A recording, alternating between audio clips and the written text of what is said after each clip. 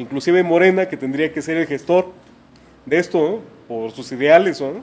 Pues no lo hace porque saben que es un gran problema invertir la cultura, a cultura y a políticas culturales en Guerrero.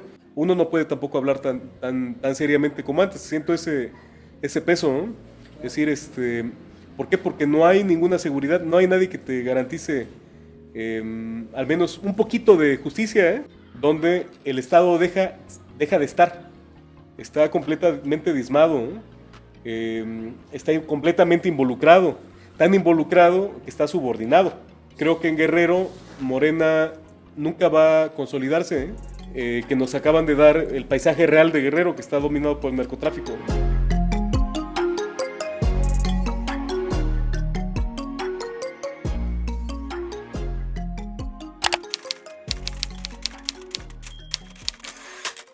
Sí, bueno, mi nombre completo es José Luis Correa Catalán. Tengo 33 años y nací aquí en Chilpancingo, Guerrero, ¿no? Bueno, mis inicios, bueno, en la plástica tienen que ver mucho con la Universidad Autónoma de Guerrero, sobre todo con una institución, bueno, hablo de ella como una institución, que era la Pinacoteca de la universidad. Tenía algo, digamos, magnífico, que era poder dar talleres de manera pública, ¿eh? Y convivir con, digamos, pintores de la universidad y pintores de otros lugares del país y hasta del mundo, ¿no? En ese tiempo estaba como director de la Pinacoteca Javier Mariano. Entonces Javier Mariano tenía el buen tino como gestor, ¿no? Porque era un amiguero de primera y entonces traía, digamos, propuestas de todo el mundo, ¿no? Del país, y uno podía entrar desde los 13, 14, 15 años y convivir con los artistas y convivir con sus propuestas. Y justamente eso fue como lo que me formó. A partir de los 15 estuve muy pegado a la Pinacoteca, en talleres de dibujo, de pintura al óleo, de composición. Jesús Anaya Roque fue uno de mis profesores. Mi familia por parte materna es de cerca de Tlacotepec, de la Reforma, ¿eh? Y también como que hay toda esa, pues todos esos imaginarios de la sierra, de sobre todo esas familias que migran, ¿no? Y que son gambusinos o son peregrinos que llegan a la sierra por alguna loca razón, ¿no? Y apropia la sierra, ¿eh? Y ya para los 70s pues hay todo este desplazamiento por migración. Y bueno, a mi mamá le toca venir aquí a estudiar, forzada por mi abuela para que dejara la sierra también, ¿no? Y por parte paterna, pues mi papá es de acá, de estas familias, ¿cómo se llama? De aristocracia chalupera, ¿eh? Pues sí, de la familia de los Rivera, de aquí en San Francisco, y con toda una también tradición, toda una historia aquí en San Pancho. ¿Cómo son tus inicios en el arte y cómo es que empiezas a coleccionar máscaras? Sí, bueno, empecé, bueno, desde muy joven a interesarme más bien por el dibujo. Creo, bueno, puedo decir que sigo siendo un eterno dibujante más que un pintor, ¿no? Si bien para mí el arte no tiene que ser comunicativo, ¿no? O no tiene que rendirle cuentas a nadie, no tiene que ser panfletero, ¿no? Pero cuando no se tenía de 10 a 15 años, era una manera también de jugar fuera del sistema, ¿eh? Educativo, ¿no? Porque era en ese tiempo muy rígido todavía en los 90s. Teníamos todavía profesores que ya picaban los 90 años, ¿no? Que le habían dado clase a mis papás o a mis tíos mayores, ¿no? Entonces era muy rígido y era muy difícil, por ejemplo, expresarte con creatividad en ese modelo educativo, ¿no? Entonces parte del dibujo, ¿no? Fue también un gran, ¿cómo decirlo? Un desfogo, una válvula de escape, ¿eh? Porque yo siempre tuve problemas de comunicación, ¿no? Era tartamudo, ¿no? Tenía muchos problemas como para expresarme de manera correcta, ¿eh? Entonces cuando experimenté el dibujo, la pintura, ¿eh? Fue otra manera también de expresarlo, ¿no? Y sobre todo de capitalizar como toda esta creatividad que no se podía expresar en el sistema educativo de ese entonces, ¿no? Y el interés, por ejemplo, por lo popular o por las máscaras, ¿no? Tiene que ver también con la infancia, sobre todo con las danzas que pasan aquí afuera de mi calle, ¿eh? De peregrinaciones, encuentro de barrios.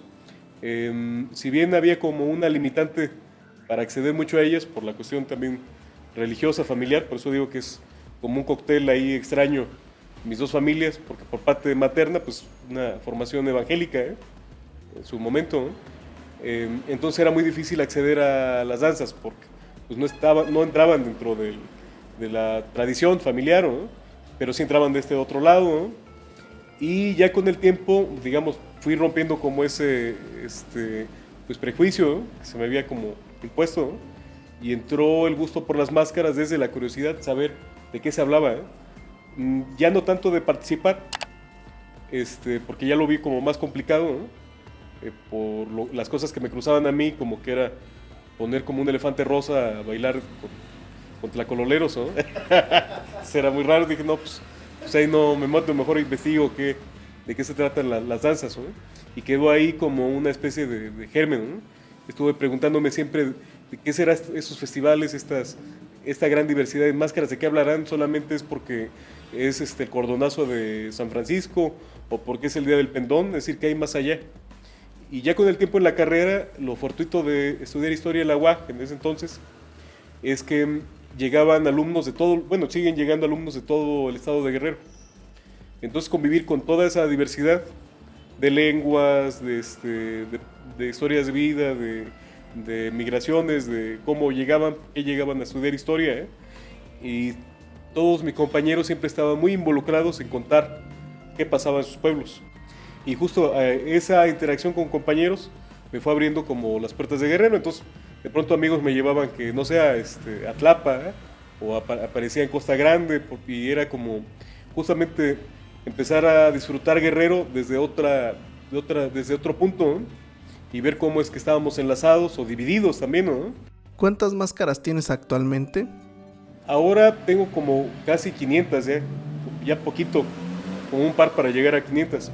¿Cuándo iniciaste? Empecé hace 9 años. Empecé hace 9 años con una máscara de Chilapa, ¿eh?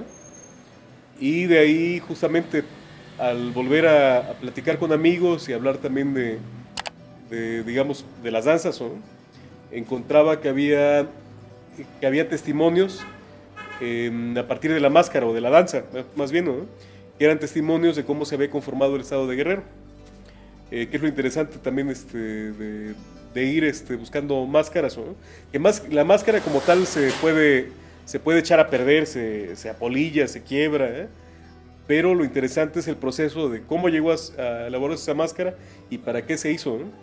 Entonces, de pronto hay máscaras que hablan de la ruta de la esclavitud en Guerrero, ¿no? Bueno, lo que ahora es Guerrero, cómo entran desde Puebla y llegan hasta las costas de Guerrero, la zona centro y las costas de Guerrero.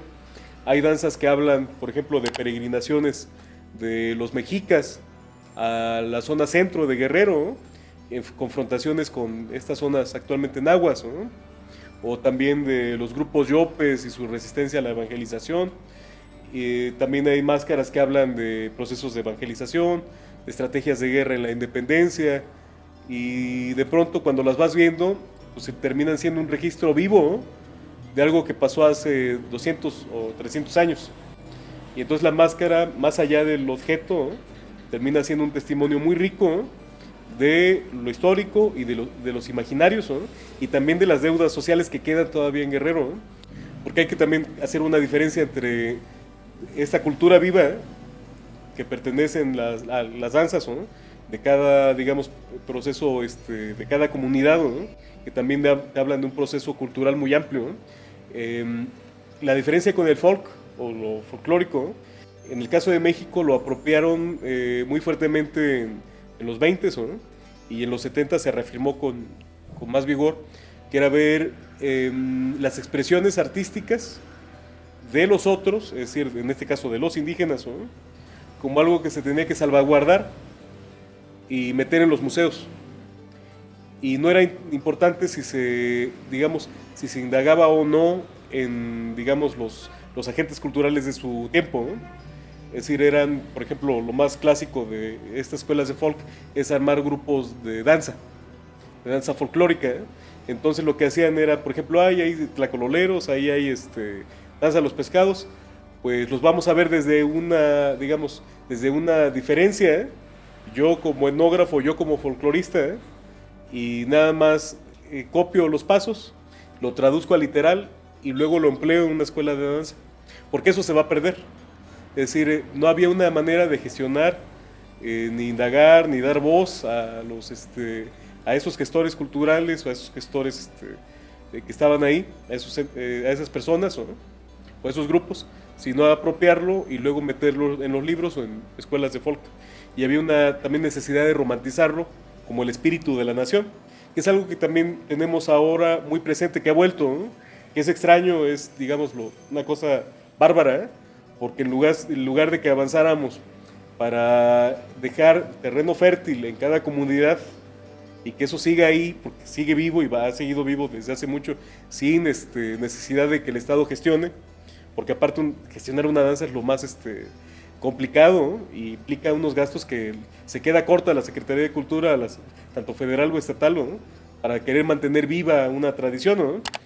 Se está por cumplir 2 años de este gobierno de Evelyn Salgado Pineda y de la llegada de Morena al poder en el estado. Se habla de revoluciones de conciencia en la educación, en todo. Desde tu perspectiva, ¿cómo defines este gobierno desde lo cultural? Mira, hay un problema profundo, ¿no? Que no ha sabido capitalizar este gobierno ni solucionarlo, ¿no? Porque pareciera que tampoco está muy al tanto, ¿no? El gran problema de Guerrero, bueno, de Guerrero como el Estado encargado de políticas públicas, ¿no? El caso de cultura es que no existe todavía una estructura cultural o de políticas culturales. El último esbozo que se hizo para ello, ¿no? Que fue un esbozo pequeño, pero que terminó marcando varias generaciones, si no hasta ahora como una gran sombra, fue Alejandro Cervantes con el IGC. Antes cultura dependía de la SEP o dependía inclusive de turismo, ¿no? Pero nunca había una institución, hicieron el Instituto Guerrerense de la Cultura, que lo que tenían que hacer era salvaguardar tradiciones y ¿cómo se llama? Y difundir, hasta ahí. El problema de esta administración es que no ha puesto, las manos en el asunto, ¿no? De hacer políticas públicas en torno a la cultura como un derecho humano. En primera, no tendría que ser ¿cómo se llama? Secretaría de Cultura de Guerrero, tendría que ser Secretaría de las Culturas de Guerrero. ¿Por qué? Porque aquí conviven 4 grandes grupos culturales, MEPA, y bueno, con sus variantes, ¿no? Está también los estamuzgos, ¿no? Los pueblos nahuas, ¿no? Y afrodescendientes. Y aparte que es un lugar, Guerrero históricamente, es también el gran problema, ¿eh? Es que ha sido demasiado diverso. Inclusive desde tiempos prehispánicos. Había un intercambio directamente desde Centroamérica a Mezcala, ¿eh? Para la minería nada más, ¿no? Y luego en la colonia terminó siendo la puerta de entrada de la NAO. Es decir, todo el mundo de Asia por Guerrero, ¿no? Y actualmente pues convivimos con toda esta diversidad, ¿no? Y el Estado pues tiene el gran problema que es una invención hecho por los Álvarez en el 49, ¿eh? A partir de fragmentar zonas culturales. Entonces hay un problema muy de fondo arraigado en Guerrero que es la gran indiferencia entre zonas, porque ninguno se siente todavía hasta la fecha con una pertenencia en Guerrero. El panorama cultural también es muy complicado en Guerrero, ¿no? Porque yo creo que, sin miedo a decirlo, los grandes gestores actualmente de gran parte de la cultura guerrerense, o de todo este compendio de cultura y de redes sociales culturales que hay, no están en Guerrero, están en Estados Unidos o fuera de Guerrero. Hay una gran ausencia también en políticas, por ejemplo, en lo artesanal, porque no hay diagnósticos, es decir, todo se hace sin diagnósticos en estos 2 años. Hay una gran cantidad por ejemplo, de producción artesanal que se ha romantizado, porque es el gran problema también de esta administración. Se ha romantizado lo popular como si fueran nada más accesorios para un político, ¿no? Es decir, de pronto hay sus vestidos y de pronto más bien parecieran accesorios para el culto de la personalidad de alguien, ¿no? Y no, va más allá. Son redes sociales, económicas, ¿no? Que están también, compenetradas en el Estado, y sobre todo que están haciendo uso de recursos naturales. Se tiene que ver la sostenibilidad de esos recursos, ¿no? Que está generando también mano de obra, es decir, gente que está involucrada en la realización, ¿no? ¿Qué estamos haciendo por, digamos, la cuestión de darle garantías de salud a esas personas que trabajan en lo artesanal, ¿no? Si trabajan en las comunidades, ¿no? Pero sin ninguna seguridad y tienen que trabajar mediante digamos, cómo circula la mercancía en tianguis, en mercados, ¿no? No hay incentivos reales para la innovación ni canales para, digamos, para el consumo. Es decir, se hacen, por ejemplo, se ponen de manera, digamos, pues sí, para difundirlo afuera de Palacio de Gobierno o en tianguis artesanales, ¿no? Pero en realidad no se está haciendo una gestión para que haya, digamos, compradores, ¿no? Que puedan mantener digamos, esos objetos que circulan, ¿no? En venta y se siguen todavía manteniendo las familias. No hay tampoco incentivos para la innovación, es decir, que esas artesanías, esos objetos vayan innovándose y metiéndose en más mercado, como pasa en otros estados.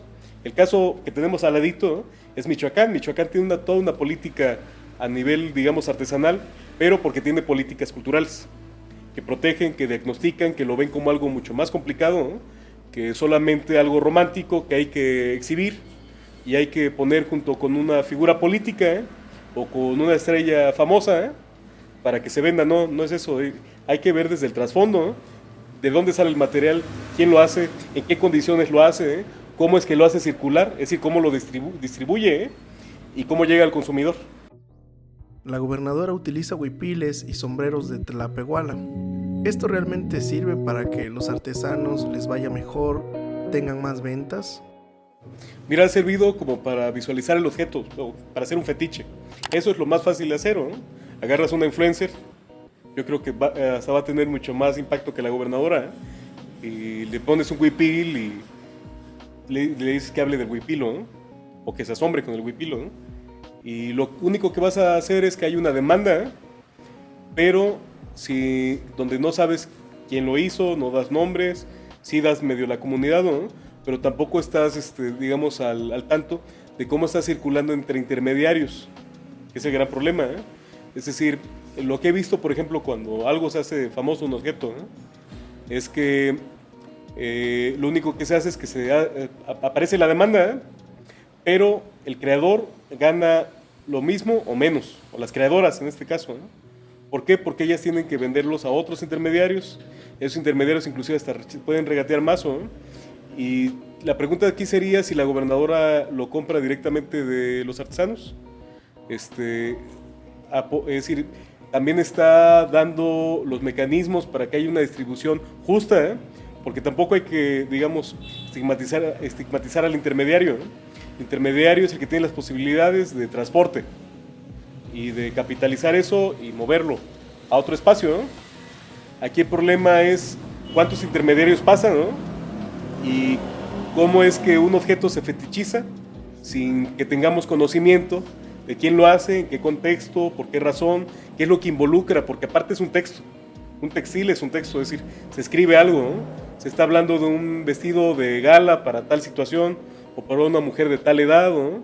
Es decir, o también para hablar, no sé, del ritual que hay en cierta fecha del año, por eso es blanco, por eso tienes estos motivos, ¿no? ¿Por qué hay diferencia entre el de Zacualpan con el de Xochitlahuaca y el de Xochitlahuaca con el de Coponatoyac? ¿Por qué hay otra técnica en la parte de Mepá, ¿eh?, en Cochoapa, por ejemplo, ¿no? ¿Por qué es diferente, no sé, del de San Cristóbal, ¿no? Entonces eso no lo estamos viendo. Lo que estamos viendo nada más es un fetiche de objetos. En el caso del sombrero, pues también pasa eso. Ahora todos compran sombreros, ¿no?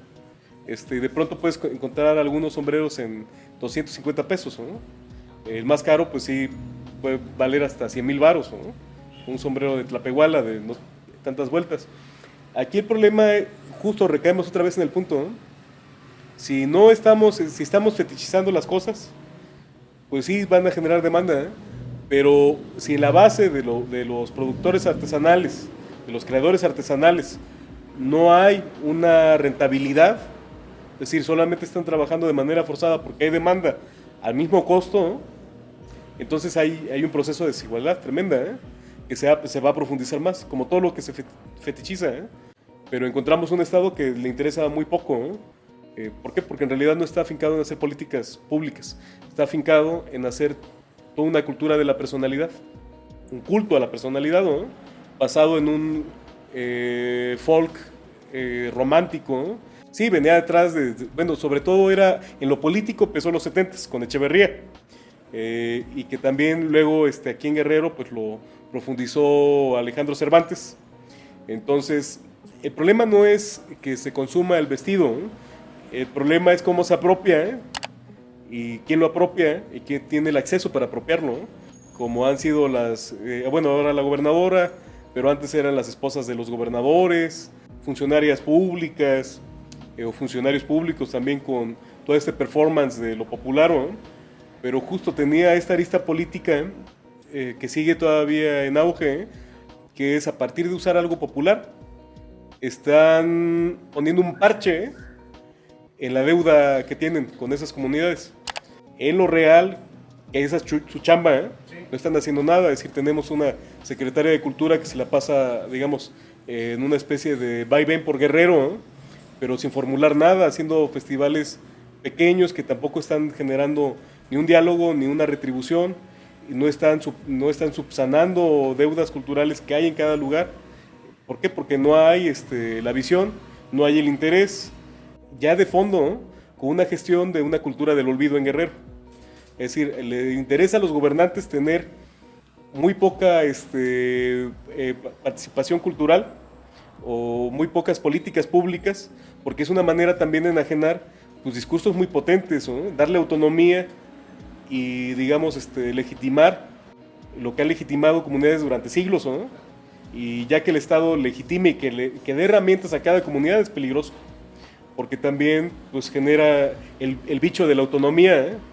Inclusive Morena, que tendría que ser el gestor de esto, ¿no? Por sus ideales, ¿no? Pues no lo hace porque saben que es un gran problema invertir la cultura, a cultura y a políticas culturales en Guerrero, porque es un arma de doble filo, ¿no? La violencia ha aumentado en Chilpancingo y casi en todo el estado. Ante este repunte de violencia, ¿cómo afecta esto a la cultura? Bueno, ha afectado porque terminamos estando secuestrados, ¿no?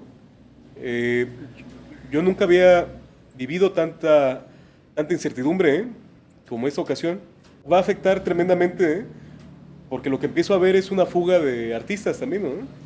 De creadores, de gestores. Había una comunicación tremenda, por ejemplo, entre artistas y creadoras y creadores de Mochitlán, Chilpancingo, Quechultenango, ¿no? Para este lado también de la sierra, para Acapulco, ¿no? Y de pronto frenar todo esto, ¿no? Y hacernos, pues, presos de nuestras propias casas, ¿no? Es tremendo, ¿no? Uno no puede tampoco hablar tan seriamente como antes. Siento ese peso, ¿no? Es decir, ¿por qué? Porque no hay ninguna seguridad, no hay nadie que te garantice al menos un poquito de justicia, ¿eh? En este caso, la resiliencia va a ser mucho más, más dura, ¿eh? Que otras veces, más dura que en los tiempos de Calderón, más duro que en el tiempo de Peña Nieto, porque justamente esta injusticia que pasó con Ayotzinapa hizo que nos uniéramos artistas de todos lados, ¿no? Del país y del estado, justamente, ¿eh? Y que generáramos otras propuestas plásticas, otros posicionamientos políticos ante, digamos, el poder, ¿no? Actualmente antes sabíamos que estábamos enfrentando a un estado deshumano vinculado con el narcotráfico. Ahora lo que tenemos es el narcotráfico que está, digamos, manipulando al Estado, ¿no? Entonces un estado de sitio, de terror, es gore, es avasallante, ¿eh? Porque entonces nadie tiene ninguna garantía en Guerrero de ciudadanía, ¿eh? Es decir, eso en Guerrero se extinguió y se hizo más presente en la toma yo le llamo la segunda toma de Chilpancingo, ¿no? Porque está la toma de los zapatistas, ¿no? Y está la toma de, digamos, de los pueblos del centro del estado, ¿no? Que toman el estado, ¿no? Y agarran el caballo, inclusive agarran los caballos y los rinos, ¿no? Y toman el estado por asalto, ¿no? Yo creo que es muy impactante y eso marca una coyuntura histórica en Guerrero, ¿no? Donde el estado deja de estar, está completamente diezmado, ¿no? Está completamente involucrado, tan involucrado que está subordinado. Va a generar una gran herida profunda, tanto en los creadores porque estamos, bueno, los creadores y en la ciudadanía en general, porque estamos completamente desamparados, no hay nadie que haga justicia, no hay nadie que ponga un límite, el Leviatán ya es de otro tipo, ¿no? Es mucho más, tiene mucho más hambre que el Estado guerrerense, ¿eh? Y justamente hay una especie de salida hacia adelante por parte del gobierno del Estado, ¿no? Donde trata de ocupar justamente lo cultural, ¿no? O la misericordia ante los animales, que es un tema importante, pero de pronto tratan como a partir de ser instagrameables, como que con un gatito y un perrito se va a suavizar su gran ausencia, ¿eh? Actualmente, pues, yo voté por Morena, confiaba también en el proyecto, ¿no? Pero creo que en Guerrero Morena nunca va a consolidarse, ¿eh? Porque nunca hicieron un diagnóstico de los problemas políticos y de poder, de que eran los pequeños caciques, el narcotráfico, fortaleciendo los cacicazgos históricos que habían estado bajo el manto de los Figueroa, ¿eh?